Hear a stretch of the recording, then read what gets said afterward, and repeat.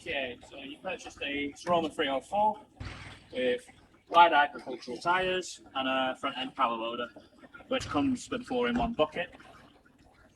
So the tractor itself is a 30 horsepower. This particular model is a shuffle, so you've got the same amount of gears going forward as you do going backwards.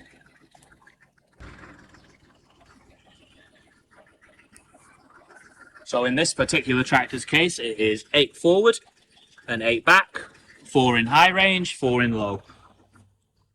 So the actual tractor itself is a 3-cylinder. To open the bonnet, you just pull your latches back, one on each side, on your side panels, and then you push your front release button, and then the bonnet just lifts straight up. So very, very basic setup. So battery at the front with an isolator located just above it. Down is disengaged. Up is the isolator has been engaged, which basically stops any power getting complete in the full circuit from the battery onwards, which in turn doesn't drain the battery because it's got nowhere to go. And then down for when you're using it. Located directly above the battery is your air filter. Whenever you need to change that, or you've got a little split pin on the end, and then a butterfly nut, a wing nut, they refer to them as. So just undo them, that cap pops off, you've got another wing nut inside, undo that, and then the air filter will slide out. And then if you're changing it, just put it all back together in this reverse order, and it slides in. Located in front of the radiator, you have a chaff screen. So this is just the airline pipe, so this can just be pretty much moved out of the way. That lifts and raises, which in turn allows you to keep any blockage that might come into the radiator secured away from the actual radiator itself.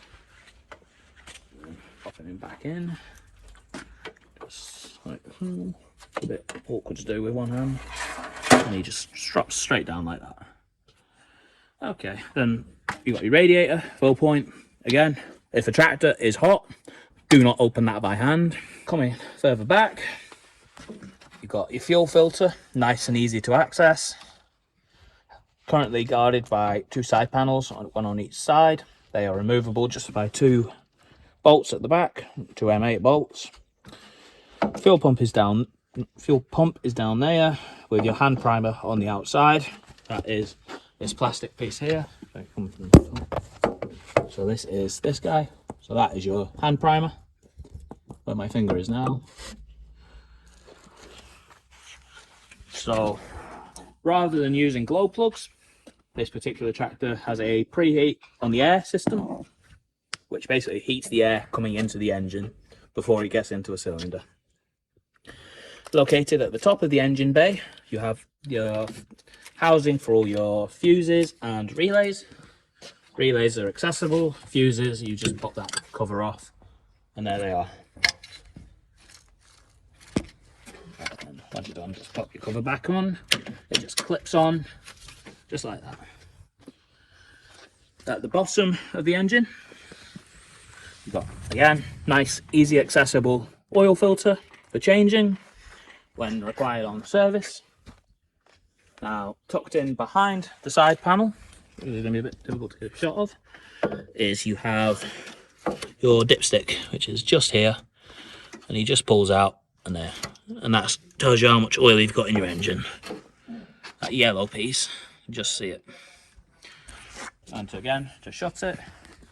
All you do is just get in the loader, just put it down.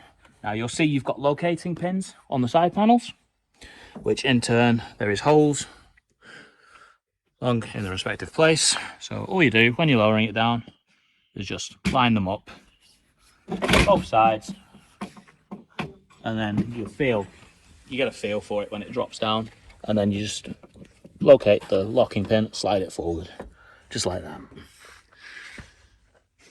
There's one of them on each side. and that is your bonnet. So coming to the back of the tractor, wires we have your power. So again, that just pulls out. It's a 7-pin plug. You've got 2 flow and return valves, which in turn work on the respective levers sideways. So your seat lever closest to the seat will work your red pair. Each one is a flow and return. They can be used as a single. So say a tipping trailer, you would just have the one plug it in there, and it will still work on the same lever, just the same way. And then again, once you've got your trailer off, disconnect it and it will go back to working as a double flow. So the actual 3-point linkage itself is a category 1. PTO, it's a 6-spline PTO, hidden away behind the cover. So that just unscrews. Again, you want the tractor switched off, whenever you take that off, and he's there, and he just puts the cover back on, just protects it from the elements. Hand tight is more than enough. Drawbar, it's a semi-fixed drawbar, so you can take it out if you so choose by removing that pin, and then there's another pin further below which you access from the bottom and you pull down. Again, both held in with R-clips. And you got your toe pin. 3-point linkage itself is semi-adjustable. You've got height control to an extent. Really, you only want to use this for sorting your balance out. So when I'm speaking about balance, I generally mean more when you have a machine on the 3-point linkage and it's not quite. So if you were to lower it and raise it, one size will come off the ground first. Ideally, you want them balanced unless the machine requires them specifically to be unbalanced, so to speak. Try and avoid using them to go the arms lower, because the more threads you have, the stronger the lift will be. So on either side of your top link, you have what is referred to as a constant flow and return. So looking from the rear of the tractor, your left side, your near side, that is a return to tank. There is no flow out of that anyway. And then you've got what referred to as the flow valve. So that is controlled via adjusting the flow control valve, which is located in front of the hydraulic tank, which we'll put a picture in. You screw that all the way down, and it diverts your 3-point linkage raise and lower control into the actual controls for the hydraulic flow. So you can lock it in to a certain direction. So again, once you've got into position, you would change it to allow you to work your valves, because you will not be able to work your 3-point linkage if that flow control valve is screwed all the way in. So if you find your 3-point linkage isn't raising and lowering, screw that all the way in, that flow control valve all the way in, and then roughly a quarter to half a turn out. And that you'll find your linkage more than likely works again then. So also at the back, underneath of the seat, you have this breather cap here. This is for your hydraulic tank. So that is your fill point. So you would slide your seat forward like that. That gives you access. Get a spanner, 22mm I believe. Undo him, and there's a dipstick on the bottom of that bolt. Fill it to the provided level. We personally recommend ISO 32 hydraulic oil for the actual hydraulic tank. Starting with the actual cockpit area, so to speak, where you operate the tractor from. So we'll start from the top. Everything in front of you, that's where your fuel goes in. Diesel only, do not put petrol in it. You can run either red or white. If you're going on the road, you must run white, as UK law indicates. So coming further back, you've got your dashboard, your dash panel, so to speak. So starting from left to right, you have fuel, engine temperature, well, water temperature regarding that. Your actual speedo, which tells you how fast your engine is working in 100 RPM per minute. And then you have your oil pressure. oil pressure wants to sit somewhere ideally between 4 and 6. And then just below your speedometer, you have your hours count. This particular tractor has 38.7 as of the moment of recording, and various lights which illuminate on your dash. So currently we have parking light, your battery ignition on. So basically, because your engine isn't running, your battery isn't charging. Once the tractor starts, that light will unilluminate, and then you've got your green light, which basically says you've got power running through the dash. Again, that will be on whenever the tractor is running. In your left hole, there's a little small circle down there. That is your fuel light. If you are low on fuel, that light will illuminate. Up here, you've got your indicators on both sides regarding the actual side they work on. And then again, same with your hazards. And then also you've got side lights over there. You've got that. So the 304 in particular does not come with a dip. It comes with sides, which only work your rear lights. They do not work anything at the front. So they work your side lights on the side of your mudguard, and then your lights at the back of the vehicle. Again, the handbrake is on, so the handbrake brake light is also illuminated. Again, that is all on that one switch. So the tractor is, even when you have them on, the moment you put your front lights on, and you hit that switch, all 4 lights at the front will illuminate. That is all the dip setting. They are all on dip. The light will tell you it's on full beam, it is not. And then you also have another light switch, which is to the right of your side light indicator. Push that, and that will turn your flat light on. Switch it off, switch it off. Horn, again, is on the switch, and then you've got your hazards at the end. So whenever you're not using a tractor, if ideally take the key out, make sure the key is at a vertical position, so it's facing straight up, and the key will come out, no issues. So this particular tractor is operated via a pull to stop. It will not shut off on the key. So say you have the tractor running. Also, to start the tractor, you must have your foot on the clutch all the way down.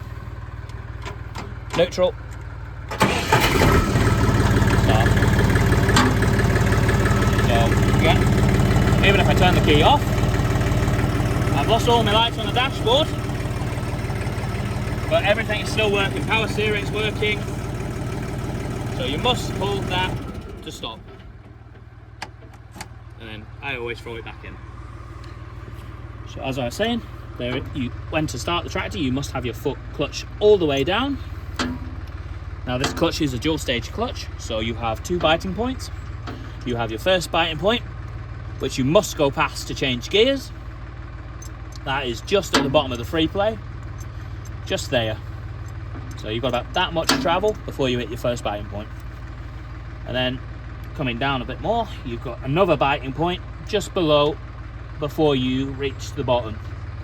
That is for your PCO, which is controlled via this lever to the rear right of where you seat.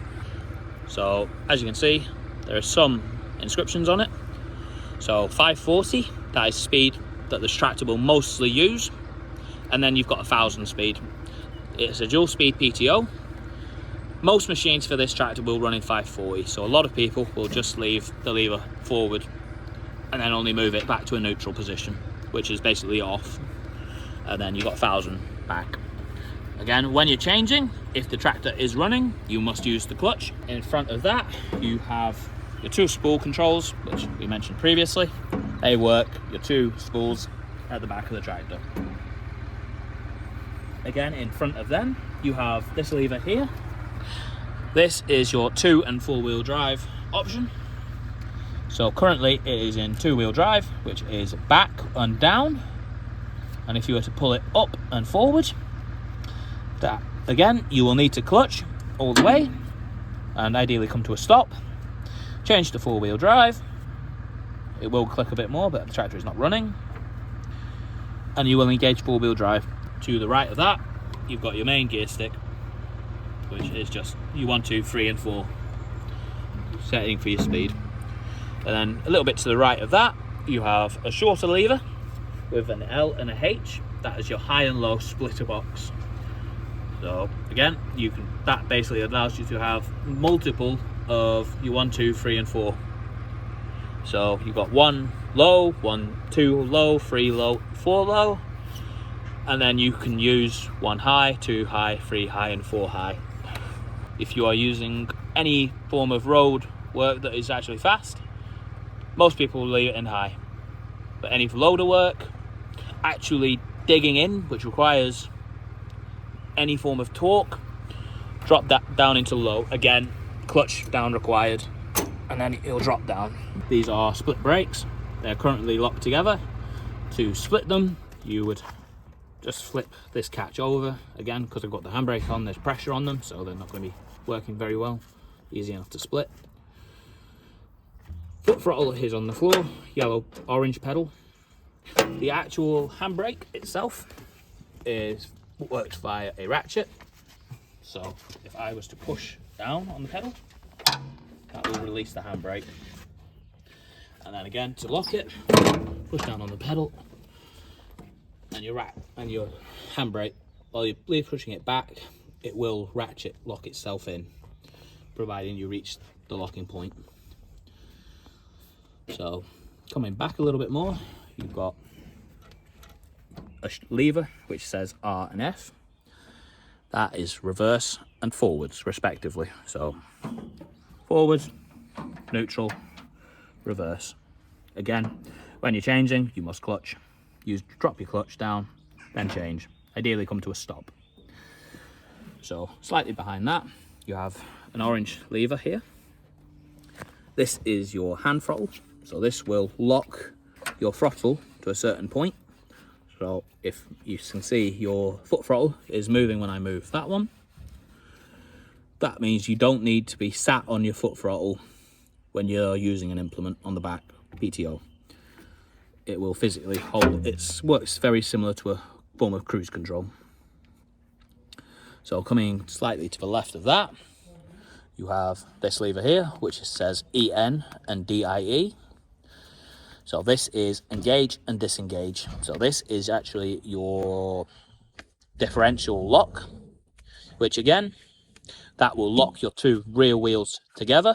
So if you are stuck in a field, you'll find one wheel will be spinning and the other wheel won't be doing anything. That's because all the power that's coming through your gearbox, engine to gearbox to your axle, it's taking the most easy access to get out of the system, which in this case would be spinning that one wheel. However, if you were to lock that lever down, hold it down, as you're moving, you will feel it'll clunk down. That is it engaging. And what you will find is your 2 wheels will spin only at the same speed.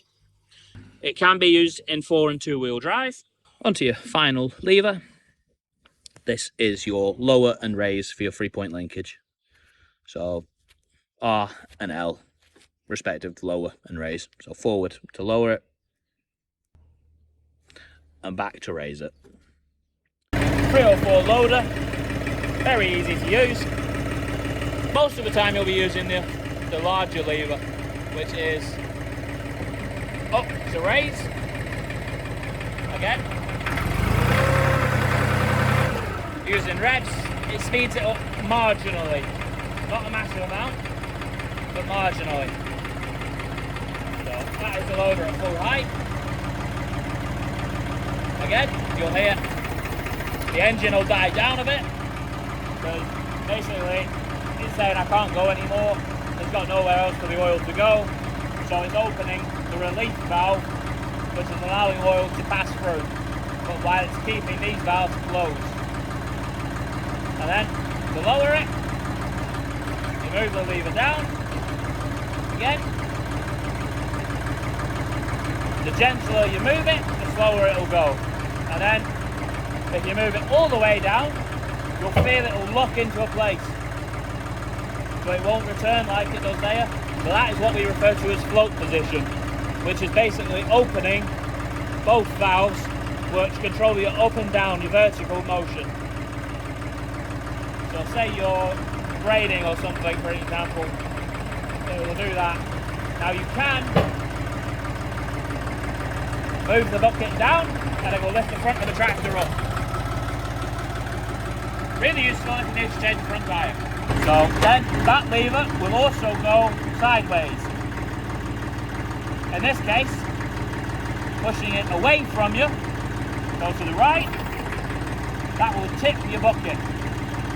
And then the opposite, coming towards you. That will crown your bucket up. And again, that's all the position there is on that. So we're just moving up a little bit more. So, bucket's down. Now this is your auxiliary control. So, in this one's case, we have a 4-in-1 bucket. So I can use that to open and close the bucket jaw. You can work it while it's open. Just be wary of weight and such.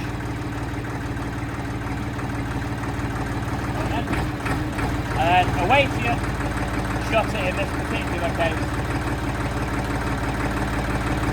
And again, you can keep going, not advised. Once you hear that noise, you want to let off the control. That's basically, it can't go anymore. Just lower the loader down. Again, slow. Pass it down. Knock it off. Okay, so coming to the front of the loader, you'll see you've got a silver bar here. So what you'll see at the moment, currently, the bucket is facing downwards. This sits level with this when the bucket is flat, when the bottom of the bucket is completely flat. So it's just a visual indicator. When you're looking there, you can sort of see what angle your bucket's sitting at. So this will slide along as you tip and curl the bucket up. Before you remove any piece of equipment, I would always come to the controls while the tractor is switched off and just work the levers in every possible position. So working both levers, all positions. What that does is it opens the gates and allows any pressure build up in the pipes from when you've turned the engine off.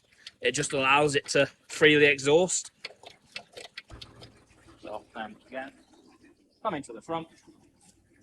This is purely for hydraulic connections as well. So the bucket has two. So in this case, they're quick release connectors. So you push that one down, and then you might find you'll lose a tiny bit of oil. That is normal. So again, and they just pop off, tuck them ideally in the bucket, and then you've got two covers, just pop them on. It just stops any dust or debris getting inside of them.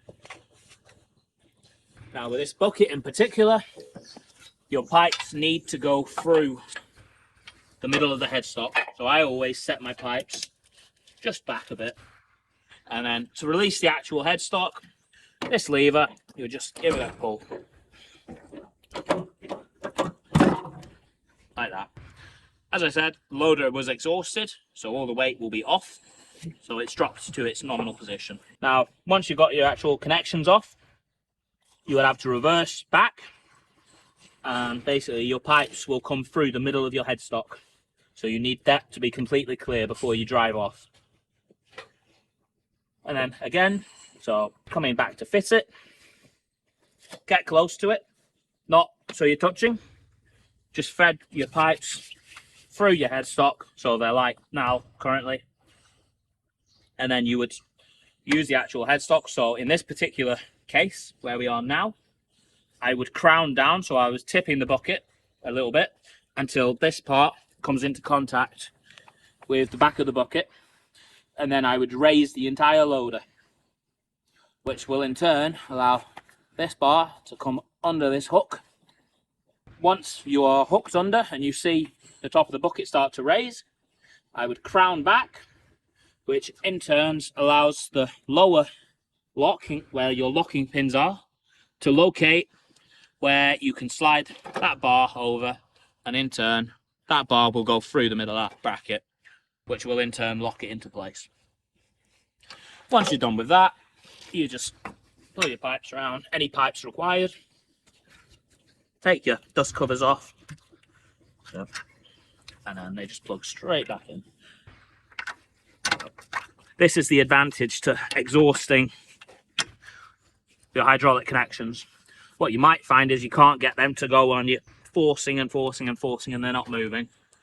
That is when you've got pressure built up. So work your controls, and if you still can't get one in, you may need to crack a pipe off, the end fitting off, which will allow pressure to be relieved.